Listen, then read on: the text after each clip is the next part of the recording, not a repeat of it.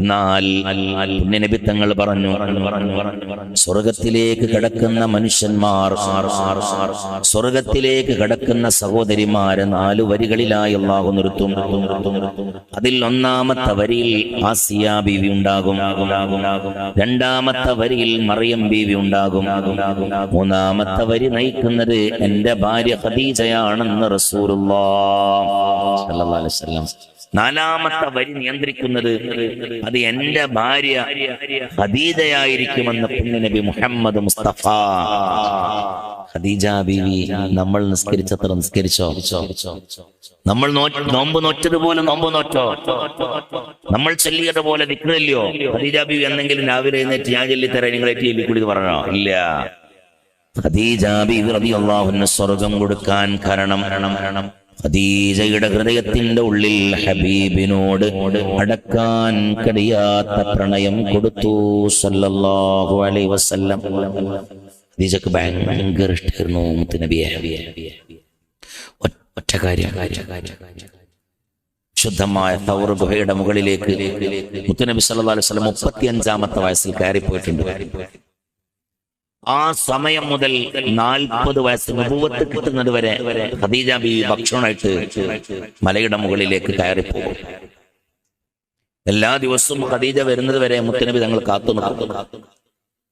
ഒരു ദിവസം ഖദീജ ബീവിക്ക് മഹാനായ മുത്തുനബി തങ്ങൾക്ക് നബുവത്ത് കിട്ടിയതിന് ശേഷവും മുത്തുനബി സല്ലല്ലാഹു അലൈഹി വസല്ലം തങ്ങൾ ജബൽ നൂർ പർവ്വതത്തിന്റെ മുകളിൽ ഒറ്റക്കിരുന്ന് അല്ലാഹുവിനെ ഇബാദത്ത് എടുത്തിട്ടുണ്ട്. ഒരു ദിവസം ഖദീജ ബീവി വരാൻ നേരം വൈകിപ്പോയി. വരുന്നത് കാണുന്നില്ല.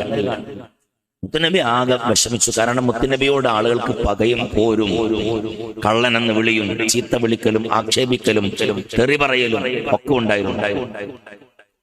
ഇങ്ങനെ ഒരു സാഹചര്യത്തിലാണ് ഖദീജ ബീവി റളിയല്ലാഹു അൻഹയുടെ വരവ് കാണാതെ പോയത്. അങ്ങനെ തങ്ങൾ ടെൻഷൻ അടിച്ചിരിക്കുകയാണ്. എന്തു പറ്റി എന്റെ ഖദീജക്ക്? എന്താണ് എന്റെ ഖദീജക്ക് സംഭവിച്ചത്? കാരണം ഖദീജ ബീവിക്ക് പനിയായിരുന്നു. അങ്ങനെ മുത്തുനബി തങ്ങൾ ഇങ്ങനെ ടെൻഷൻ അടിച്ചിരിക്കുമ്പോ ജിബ്രീൽ അലൈഹിസ്സലാത്തു വസ്സലാം വരികയാണ്. മുത്തുനബി സല്ലല്ലാഹു അലൈഹി വസല്ലം തങ്ങളോട് സലാം പറയുകയാണ്. എന്നിട്ട് മുത്തുനബി തങ്ങളോട് പറഞ്ഞു, യാ റസൂലല്ലാഹ്, ഇന്ന് ഞാൻ വന്നത് നിങ്ങൾക്കൊരായത്ത് കേൾപ്പിച്ചു തരാനല്ല, ഇന്ന് ഞാൻ നിങ്ങൾക്കൊരു വിശുദ്ധമായ ദീനിന്റെ ബാലപാഠം പഠിപ്പിച്ചു തരാനല്ല, ഇന്ന് ഞാൻ നിങ്ങൾക്കൊരു ദീനിയായ കാര്യം പറഞ്ഞു തരാനല്ല ഇവിടത്തിലേക്ക് വന്നത്. ഇന്നെന്റെ റബ്ബ് പറഞ്ഞതാണ്. ഞാൻ വരാനുണ്ടായ കാരണം നിങ്ങളുടെ ഭാര്യ കയറിക്കൊണ്ടിരിക്കുകയാണ്. ജബൽ നൂർ പർവ്വതത്തിന്റെ മുകളിലേക്ക് രോഗിയായി കിടക്കുന്ന ഖദീജ കയറി വരികയാണ്. ആ ഖദീജ വന്നാൽ അല്ലാഹുവിന്റെ റസൂലേ, നിങ്ങൾ അവരോടൊരു സലാം പറയണം. ഈ സലാം എന്റെ സലാമല്ല, ലോകം പടച്ചു പരിപാലിക്കുന്ന രാജാതിരാജനായ റബ്ബിന്റെ സലാമാണ്, അല്ലാഹുവിന്റെ സലാമാണ്. യാ റസൂലല്ലാഹ്, കയറി വരുന്നുണ്ട് നബിയെ. പനിച്ച് തളർന്ന് ക്ഷീണിച്ച അവസ്ഥരായിട്ടാണ് കയറി വരുന്നത്. വന്ന് നിങ്ങളുടെ അരികിലേക്ക് വരും.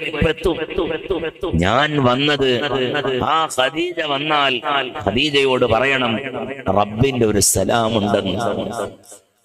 അങ്ങനെ ഖദീജ ബീവി ഇങ്ങനെ കയറി വന്നു. മുത്തുനബി സല്ലല്ലാഹു അലൈഹി വസല്ലം തങ്ങളുടെ അടുത്തെത്തിയപ്പോ ഖദീജ ബീവിയുടെ കയ്യെ പിടിച്ചിട്ട് ചുംബിച്ച് മുത്തുനബി സല്ലല്ലാഹു അലൈഹി വസല്ലം തങ്ങൾ പറഞ്ഞു, ഖദീജ, നീ എത്ര ഭാഗ്യവതിയാണ്. നിന്നോട് ലോകം പടച്ചു പരിപാലിക്കുന്ന റബ്ബ് സലാം പറഞ്ഞിരിക്കുന്നു. ഖദീജ ബീവിക്ക് റബ്ബിന്റെ സലാം കിട്ടാൻ എന്തേ കാരണം? ഖദീജ ബീവി നമ്മൾ ചെയ്തതുപോലെ എന്തെങ്കിലും അമൽ ചെയ്തിട്ടുണ്ടോ? ഖദീജ ബീവി മനസ്സിന്റെ ഉള്ളിൽ ഹബീബിനോടുള്ള അടക്കാൻ കഴിയാത്ത പ്രണയം, അടക്കാൻ കഴിയാത്ത സ്നേഹം, ഇഷ്ക്, അത് മാത്രമായിരുന്നു. അങ്ങനെ എടുത്ത് പരിശോധിച്ചാൽ എല്ലാവരും സയ്യിദുനാ അബൂബക്കർ സിദ്ദീഖ് റളിയല്ലാഹു അൻഹു, അബൂബക്കർ സിദ്ദീഖ് തങ്ങളുടെ കോലം എങ്ങനെയാണെന്നറിയോ? ശരിക്കും കിതാബ് ഹംസിയ കിതാബ് വളരെ കറക്റ്റ് പറയുന്നുണ്ട്. അബൂബക്കർ സിദ്ദീഖ് തങ്ങൾ എന്ന് പറഞ്ഞാൽ എനിക്ക് പറഞ്ഞു തീർക്കാൻ പറ്റൂല, എന്നാലും ഞാൻ പറഞ്ഞു തീർക്കണം. മെലിഞ്ഞ ശരീരമാണ് അബൂബക്കർ സിദ്ദീഖ് തങ്ങളുടെ, മെലിഞ്ഞ ശരീരം. കണ്ണ് കുഴിയിലേക്ക് ഇറങ്ങിയ കണ്ണുകളാണ്.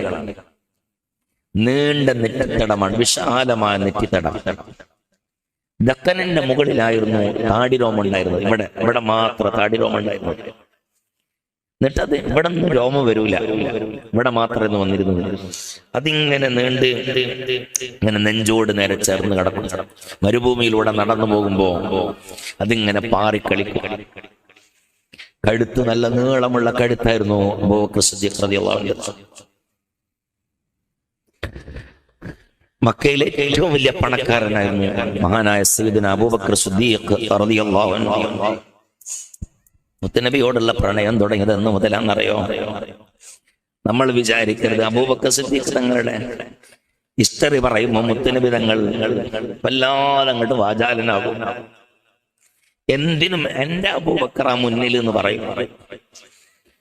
ഏത് വിഷയത്തിലും മുത്തനബി സല്ലല്ലാഹു അലൈഹി വസല്ലം പറഞ്ഞ് അവസാനം മുത്തനബി പറഞ്ഞു, സുഹാബാ, നാളെ മഹ്ശറയിലേക്ക് മനുഷ്യന്മാരെ കൊണ്ടുവരപ്പെടും. എന്നിട്ട് അല്ലാഹുവിന്റെ കഠോരമായ ഹിസാബ് അവിടെ ഉണ്ടാകും. എന്നാൽ ആ ഹിസാബ് ചെയ്യുന്ന സമയത്തിൽ ഒരു മനുഷ്യൻ അല്ലാഹു ഹിസാബ് ചെയ്യുകയില്ല. ആ മനുഷ്യനോട് അല്ലാഹു ഒന്നും ചോദിക്കൂല. എന്തേ നീ അങ്ങോട്ട് നോക്കിയതെന്ന ചോദ്യമില്ല, എന്തിനാ നീ അങ്ങോട്ട് പോയതെന്ന ചോദ്യമില്ല, എന്തേ നീ അങ്ങോട്ട് വരരുത്, അങ്ങോട്ട് വന്നതെന്ന ചോദ്യമില്ല. ഒരാളോട് മാത്രം. ആ ആള് നേരെ ഖബറിൽ നിന്ന് എഴുന്നേറ്റ് മഖ്ശറയിലൂടെ നടന്നുപോയി. അവര് നേരെ സ്വർഗത്തിലേക്ക് കടക്കുകയായിരിക്കുമെന്ന് റസൂലുള്ളാഹ്. നേരെ സ്വർഗത്തിൽ, ഒരു ചോദ്യമില്ല. അങ്ങനത്തെ ഒരേ ഒരാളെ ഉള്ളൂ. നബി തങ്ങളോട് ഉമർ ബിൻ ഖത്താബ് തങ്ങൾ ചോദിച്ചു, ആരാണ് യാ റസൂലല്ലാഹ്? നബി പറഞ്ഞു, അതെന്റെ അബൂബക്കറാണ് റളിയല്ലാഹു അൻഹു, അതെന്റെ അബൂബക്കറാണ്. അപ്പൊ ഉമർ ബിൻ ഖത്താബ് തങ്ങൾ ചോദ്യം ചോദിച്ചു, മുത്തനബി എന്റെ അവസ്ഥയാണ്, എന്നോടും കഠോരമായ ചോദ്യം എന്റെ റബ്ബ് ചോദിക്കും ഉമറേ എന്ന് ഉമർ ബിൻ ഖത്താബ് റളിയല്ലാഹു അൻഹു. ആ ഒരു, അതായത് ചീഫ് ഗസ്റ്റ് എന്നുള്ള പദവി ഒരേ ഒരാൾ, അത് അബൂബക്കർ സിദ്ദീഖ് റളിയല്ലാഹു അൻഹു മാത്രം. ഒരേ ഒരാൾ. അതിന്റെ കാരണം മുത്തുനബിയുടെ പിതാവ് മരിച്ചു ചെറുപ്പത്തിൽ. അതായത് ആമിന ബീവിയുടെ ഗർഭപാത്രത്തിൽ മുത്തുനബി സല്ലല്ലാഹു അലൈഹി വസല്ലം തങ്ങൾ ഇങ്ങനെ വളരുമ്പോ മുത്തുനബി തങ്ങളുടെ പിതാവ് മരിച്ചു. പിന്നെ ഉപ്പയില്ലാതെ മഹാനായ മുത്തുനബി തങ്ങൾക്ക് ജന്മം നൽകി ആമിന ബീവി റളിയല്ലാഹു അൻഹ. പ്രസവിക്കുമ്പോൾ ഉപ്പയുണ്ടായിരുന്നില്ല. പിന്നീട് ആ ഉപ്പയുടെ ഖബർ സിയാറത്തിന് പോയി. അവിടെ വെച്ചുകൊണ്ട് അബവാഹ് എന്ന് പറയപ്പെടുന്ന സ്ഥലത്തിൽ ആമിന ബീവി മരിച്ചു. അന്ന് മുത്തുനബി തങ്ങൾക്ക് 6 വയസ്സാണ്. 6 വയസ്സാണ്. ആ 6 വയസ്സുള്ള ഹബീബാ നബി സല്ലല്ലാഹു അലൈഹി വസല്ലം തങ്ങളെ മക്കയിലേക്ക് കൊണ്ടുവന്ന്, അപ്പൊ മക്കയിലേക്ക് സ്വാഭാവികല്ലേ, ഒരു കുട്ടിന്റെ വാപ്പയും മരിച്ചു, ഉമ്മയും മരിച്ചു, ജനങ്ങളൊക്കെ ഇങ്ങനെ സംസാരിക്കുമല്ലോ. പാവായി പോയിട്ടോ, ആ മുഹമ്മദിന് വാപ്പി ഉണ്ടായില്ല, ഉമ്മിയില്ല, ഒരു സാധു പാവം, അതിന്റെ ഗതിയുടെ ഇങ്ങനെ ആയിപ്പോയി. അപ്പൊ ഈ വർത്താനം ഇങ്ങനെ പരന്നു. ആ വർത്താനം ആരെ വീട്ടിലും, അബൂബക്കർ സിദ്ദീഖ് തങ്ങളുടെ വീട്ടിലും പരന്നു. അബൂബക്കർ സിദ്ദീഖ് തങ്ങളുടെ വാപ്പയാരാ? അബൂ ഖുഹാഫ. അബൂ ഖുഹാഫയാരാ? അമ്രുത്തൈമിന്റെ മകൻ, ആമിറിന്റെ മകൻ അമ്രുത്തൈം. അവരാണ് അബൂ ഖുഹാഫ. അബൂ ഖുഹാഫ ഇങ്ങനെ പറഞ്ഞു ഭാര്യയോട്, പാവായിപ്പോയി, മുഹമ്മദിന് ആരുമില്ലാതായിപ്പോയി, വാപ്പിയില്ല, ഉമ്മയില്ല. ആ സമയത്തിൽ അബൂ ഖുഹാഫയുടെ മടിയിൽ ഒരു കുഞ്ഞുവാവയുണ്ടായിരുന്നു. ആ കുഞ്ഞുവാവയാണ് സയ്യിദുനാ അബൂബക്കർ സിദ്ദീഖ് റളിയല്ലാഹു അൻഹു. അന്ന് അബൂബക്കർ സിദ്ദീഖ് തങ്ങൾക്ക് 4 വയസ്സാണ്. അപ്പൊ അബൂബക്കർ സിദ്ദീഖ് തങ്ങൾ ചോദിച്ചു, അല്ല ഉപ്പച്ചിയെ, ആരാണ് ഈ മുഹമ്മദ്? ശരി പറയുന്നുണ്ട്, ആരാണ് ഈ മുഹമ്മദ്?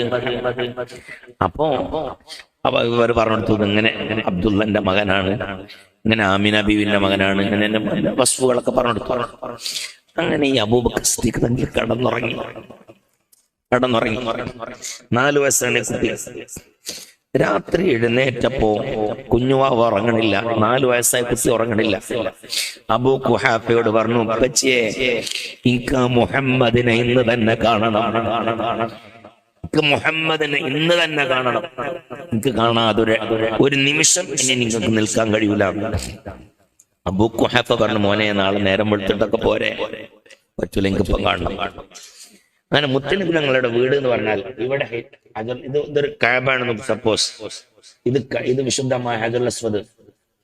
ഇവിടെ ഇദ്ർ ഇസ്മായിൽ, ഇത് സഫ, ഇത് മർവ. മർവന്റെ നേരപ്പുറത്താണ് അബൂജാന്റെ വീട്. അതിന് നേരപ്പുറത്താണ് മുത്തനബി തങ്ങളുടെ വീട്.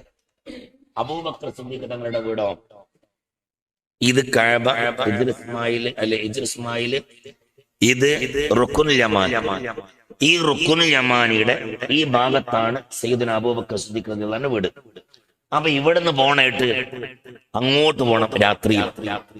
ഞാൻ അതിനാണ് ഇങ്ങനെ കറക്റ്റ് വീട് പറഞ്ഞത്. അങ്ങനെ അബൂ ഖുഹാഫ പറഞ്ഞു, മോനെ, നാളെ നേരം വെളുത്തിട്ട് പോയാ പോരെ, നമുക്ക് തോന്നും അയൽവാസികളെല്ലാം കണ്ടുവിടാൻ, കുറച്ച് നടക്കാനുണ്ട്. അവനോട് പറഞ്ഞു, എനിക്ക് പറ്റൂല, ഇപ്പം കാണണം. 4 വയസ്സായ കുഞ്ഞുവാവ. ആ കുഞ്ഞുവാവ അങ്ങനെയല്ല, ചെറിയ കുട്ടികളെ ശാഠ്യം പിടിക്കാന്നറിയല്ലോ. ആ 4 വയസ്സായ കുഞ്ഞുവാവയുടെ കൈയും പിടിച്ച് അബൂ ഖുഹാഫ കഅബന്റെ തൊട്ടുചാരത്തിലൂടെ നടന്നുപോയി. അപ്പോഴത്തേക്ക് മുത്തനബി തങ്ങളുടെ വീട്ടിൽ ആളുകളൊക്കെ ഉറങ്ങിയിട്ടുണ്ട്. അബൂ ഖുഹാഫ വിളിച്ചു. മുത്തനബി തങ്ങളുടെ വല്യപ്പ, ഉപ്പയുടെ ഉപ്പ വാതിൽ തുറന്നു കൊടുത്തു. അബൂ ഖുഹാഫയെ കണ്ടപ്പോ, എന്തേ അബൂ ഖുഹാഫ? ഒന്നുമില്ല, മോന് മുഹമ്മദിനെ കാണുന്നു, വല്ലാണ്ട് ശാഠ്യം പിടിക്കുന്നുണ്ട്, ഒന്ന് കാണിക്കാൻ കൊണ്ടുവന്നാണ്ടോ? ആയിക്കോട്ടെ. അപ്പോഴത്തേക്ക് മുസ്തഫ നബി തങ്ങൾ ഈന്തപ്പന ഓല കൊണ്ട് മേഞ്ഞൊരു പാഴയിൽ ചുരുണ്ടുമൂടി കിടക്കുന്നുണ്ട്. 6 വയസ്സുള്ള മുഹമ്മദ് മുസ്തഫ മുത്തനബി സല്ലല്ലാഹു അലൈഹി വസല്ലം തങ്ങളെ വല്യപ്പ വിളിച്ചു. നബി തങ്ങൾ എഴുന്നേറ്റു. 6 വയസ്സുള്ള ഹബീബ നബി തങ്ങളുടെ ചാരത്തേക്ക്